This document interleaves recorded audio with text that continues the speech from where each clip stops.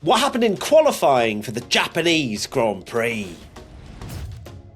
Let's get into Q1, shall we? Where the 5 drivers out were Stroll, Gasly, Magnussen, Sargent, and Zhou. Of course. Well, I think there's a couple of big stories on this one. First and foremost, Mr. Lance Stroll not making it out of Q1. That has very much tastings of 2023, if we remember Lance going on quite the drastically bad qualifying run and allegedly yeeting his mechanic, because we didn't quite see it on camera. And it's back to that way, apparently, because that was a horrible session for Lance, who, of course, has the new upgrades. So does Alonso as well. Lance had the upgrades earlier and was able to run it on the Friday, but could not extract any performance whatsoever and was gapped by his teammate by 0.8 of a second in Q1. The gap between Formula A and Formula B meant that people that were even, in 8th place and stuff didn't have to even go out and do another lap because the gap's so big and you've got such a comfortable margin. But apparently not if you're Lance Stroll, because you're still going out in Q1. His qualifying is just awful, like it always has been. It's just terrible at qualifying. Question from P1 Patreon member Ruben. What is going on with Zhou? Another stinky quali this weekend. This was a very stinky quali. I do notice when we do our driver ratings that we have to analyse Zhou's races very thoroughly, because usually something happens that is not his fault. But as far as I saw, that was just a very poor quali from him. Bottas gapped him by half a second. Actually, quite a lot of gappings going on in Q1 between teammates, which is not something you tend to see, just purely because they're driving the same car. But Zhou, that was really... And that's the 3rd time in a row now that he'll start last. Well, or qualify last. Yeah, Zhou's not had a great start to the season. He's kind of quietly sort of not doing particularly well, but the pressure doesn't seem to be on him as much because he doesn't have those big moments, and by big moments I mean like noticeable moments like Sargent where he's in the wall and it's like, oh, what's going to happen to his seat? Zhou's just kind of normally always out in Q1, and yeah, it goes under the radar, but you got to think that that team's going to become Audi, and if he's going to want to keep his seat, he can't be finishing qualifying P20 every week. You just can't see it, can you? You just can't see not at all. Zhou keeping his seat if there is all of these musical chairs going on in the next couple of years. I just feel as though he'll be one of those to miss out, especially when you have these young talent waiting in the wings as well. It's not good enough, as we've said several times. Arik Ski comes in with, after those practices and quali, how soon will Logan be replaced? Could he be gone in 1 or 2 races if he doesn't keep it out of the wall? I don't think it's going to be as knee-jerk as that, personally. I don't think James Vowles is going to be that aggressive. I think if Logan continues to cost the team and they are running out of parts left, right and centre, then maybe some drastic decisions need to be made. But then it is, again, who would then fill that slot? For me, it just doesn't make too much sense. I think there is also some American ties that are obviously maybe favouring Logan staying in that seat as well, which I'm sure pulls a few strings. But I don't think he'll be gone in 1 or 2 races, but he has to watch his back if he keeps spinning parts that are very, very precious to a Williams team. He has to beat Albon at least once. In a qualifying session or a race or something, it's just not happening. I think he'll be fine until the summer break, but if he's carrying on as he was in the summer break, as we go into the summer break, then I think the pressure will be on. I will give Logan a little bit of benefit of the doubt for qualifying. If we're looking at that specifically, just under 0.2 away from Alex Albon, it's not an absolute disaster compared to some other teammate comparisons that we've had in this podcast. P1 Patreon member Katie, are Aston Martin's new upgrades as good as they think, considering Lance didn't make it out of Q1 with them?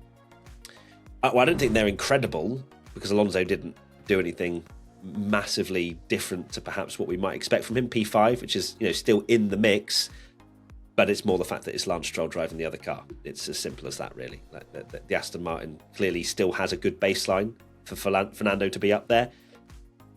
But yeah, it's more around. I guess it's hard as well for a team to be able to really judge how good an upgrade is, because you've got Fernando Alonso, who is one of the best drivers on the grid, even at his age, but you don't really have a second teammate to really be able to benchmark it properly. Yeah, the upgrade that Aston Martin need is a new driver. Other teammates that are quite close, you give an upgrade, if they both jump up the order, perfect, whatever, like you can see that it's working. But Fernando Alonso as well is notorious at getting the most out of a car, and sometimes throughout his career has driven terrible cars and sometimes maybe done even better than he should be doing. So it's actually a really hard comparison to know, because Lance is just gonna do Lance things, and we'll see. It's just not.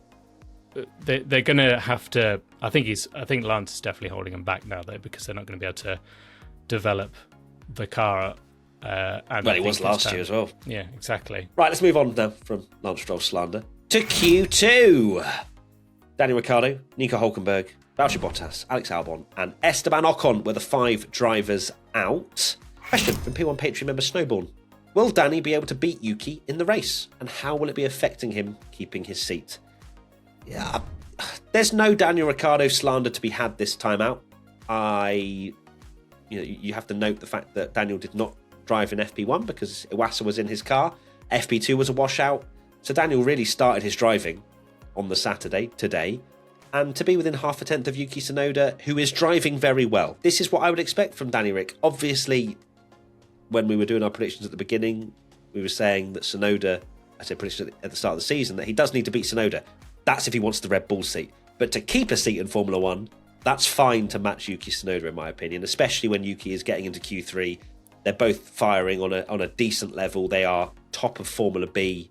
I think that Daniel has had a much stronger showing so far this weekend. Based on how the season's gone, you can't take anything away from Daniel Ricciardo or talk him down for that performance, because while Yuki, and rightly, like you say, deserves the headlines for getting into Q3, it's not really that much difference. And the sad thing is with this Formula A, Formula B, is Yuki had that brilliant performance to get into Q3, but he might as well have just sat in the pit lane, because you're never going to beat any of those top cars anyway. I guess the other drivers out, Hülkenberg had a great performance in the Haas, Bottas a great performance as well in the Stake F1 Team Kick Sauber. Those two really performing, I would say, in the sort of midfield teams. Then Albon and Alpine, despite bringing the upgrades, looking about as... I suppose they've taken a small step forward from being 19th and 20th, but it's not exactly a leap forward, is it? No, it's not a huge step forward. I guess they are. It's an insane thing to say, but they're now in the mix with your Hasses and your Williams and Saubers. Let's go to Q3 then. And, well, it was actually a surprisingly close finish between the two Red Bulls. Perez missing out on pole by 0.066 of a second. And it has to be said, Perez, definitely one of the stars of qualifying. Very impressive to get to that close to Verstappen. I know we joked about it on the Twitch watch along. Now we're giving him props for being even near Verstappen. But the thing is, Max has been performing on a literal record-breaking run. So for Perez to do that around a track that is very close in qualifying, and if you're missing a little bit, it can hurt you. But Perez on the front row of the grid, and will he give us a race tomorrow? You've got to give credit to Perez, because he was very close to Verstappen, who's obviously driving incredibly well. It's a big confidence boost after Australia, when we said, he had that great start to the season, but then he did last year. Is it all going to go downhill from here? And to deliver this performance, he just needs to have a good, solid race now, and it would be fascinating to see where his mindset is, because, of course, I wonder if there's that. It happened in Mexico, didn't it, where he saw the win or bin. My God. Could we see the two Red Bulls collide into turn 1? Like a Senna Prost moment, yeah, where he just canes down the inside. That'd be something, wouldn't it? That would be quite something. But Perez, great job from him. Another, obviously, great job as well from Lando Norris. P3, McLaren, great around here once again, which didn't know whether that was actually going to come to fruition, because it's an early stage of the year for McLaren to actually turn up and be good, and they did it. Lando, a great lap, not close enough to challenge the Red Bulls, but definitely close enough with their what seemingly is quite good race pace to challenge for a podium tomorrow. But I think it'll be a dogfight between the two McLarens, two Ferraris, maybe the two Ferraris. Hamilton's obviously in there as well. Alonso P5. I think P3. If we put some sticky tape over Verstappen and Perez tomorrow on the timing intervals, could be a battle for the ages. Lando's done a brilliant performance. It just shows that this is a McLaren track. Even despite them maybe not having the start to the year that maybe some of us would have thought based on how they ended last year, it's still a very good start compared to what McLaren normally do. But yeah, it's a very, very impressive lap. Question: Triznac27. Is McLaren taking their second fastest spot again, or is it just the track?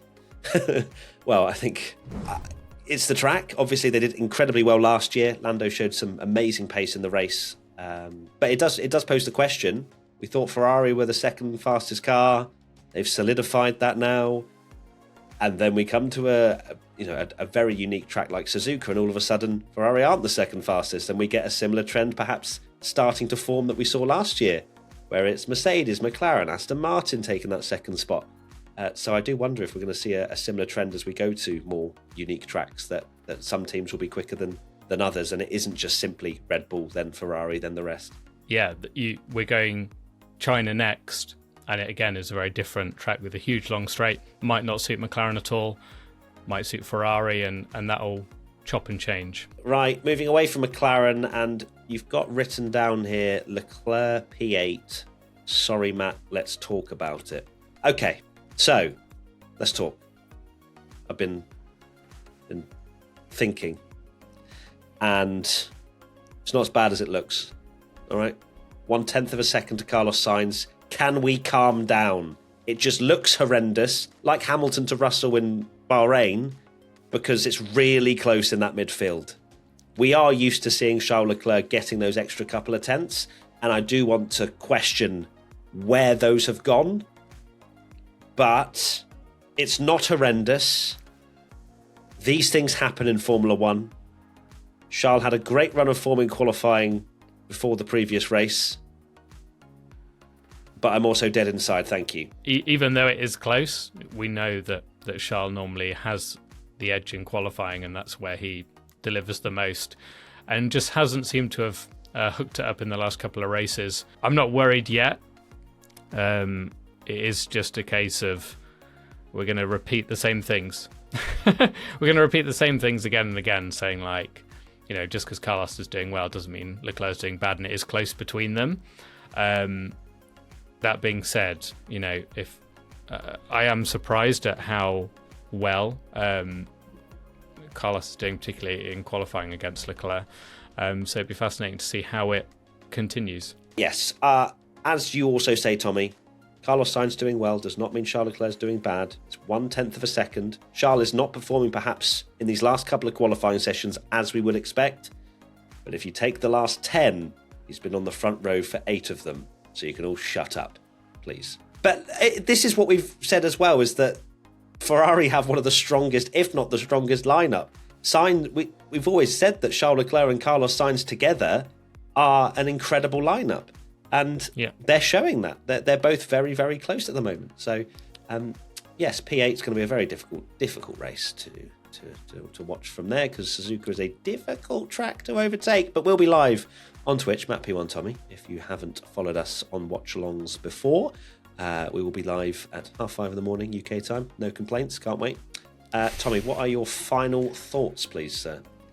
Final thoughts that even as a Max Verstappen fan, come on, Sergio Perez, let's have something to get a bit spicy at turn 1. Just a tiny little wheel bang. Lando Norris takes the lead. Well, they can still stay in the race. Just a little. Oh, they've both gone wide, and Lando Norris leads. And then Carlos somehow wins again, and then, then something will happen. Carlos wins the race, and then Crofty goes, You can hear the cheers from the crowd, and then Russell's in the barrier. Oh dear. We haven't really spoken about Mercedes at all, but they baited us, didn't they, with potential upgrades? And... I even said in the practice watch along, don't take anything from out of there. So FP3, put them in my top 5. Oh, this is the best we've done, and then 7th and 9th. Although we do have to say that Lewis Hamilton outqualified George Russell by a significant margin, and I know that will go under the radar for everyone saying that Hamilton's finished and that George Russell is now the best George qualifier in the Russell's world. Yeah. That is it. Tommy, you've had your final thought. That P1 Tommy on Twitch. P1 live shows are next week. Bath and London, have some tickets available if you want to come and see me and Tommy live. And we'll see you very soon. Lots of love. Bye. Bye.